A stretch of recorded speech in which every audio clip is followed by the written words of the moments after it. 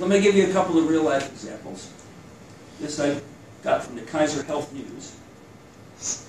There's a 90-year-old woman in San Diego nursing home. She made it quite clear. She didn't want aggressive measures to prolong her life. She said, if my heart stops, I don't want CPR.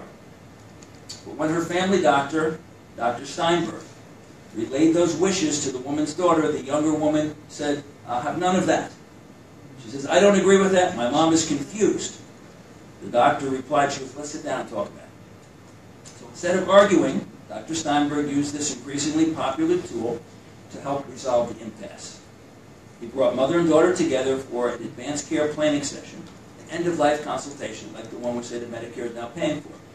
And then the 90-year-old lady was able to say why she didn't want CPR or to be intubated if she should become seriously ill. The point here is that conversation brought the two of them, mother and daughter, closer. The doctor says even though the daughter didn't necessarily hear what she wanted to hear, it was like, you may not agree with mom, but she's your mom. And if she doesn't want somebody beating her chest or ramming a tube down her throat, that's her decision. And these things come up all the time. Last year when I was out in Utah skiing with my sons, we stopped for some breakfast on the way to the slopes, and I found this article in the Salt Lake Tribune. So I had to pull that out. The headline is, Dad wants to be cremated, Mom would rather bury him, what's a family to do? Okay, and they have a columnist there, Ann Cannon. So let me just read this and see what you think about this. She writes, Dear Ann, my father, who is terminally ill, has expressed the desire to be cremated when he dies. I know my mother, who is his caretaker, wants to have a traditional funeral and burial for him. I'm not sure how best to respond. Your thoughts from Not Sure What to Do.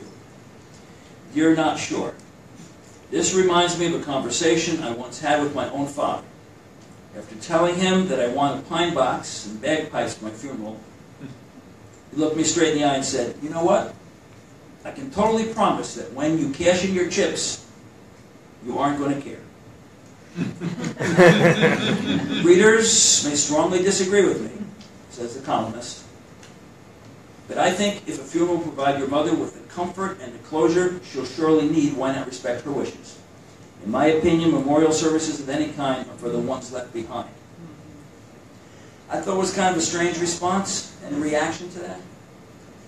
I mean, clearly, she didn't want to respect the wishes of her spouse. I think, as human beings, we have to really pay attention, not do what we think is best for us, but think what's best for the person who has those desires. And for the columnist to come out and say that, I just found that a little strange.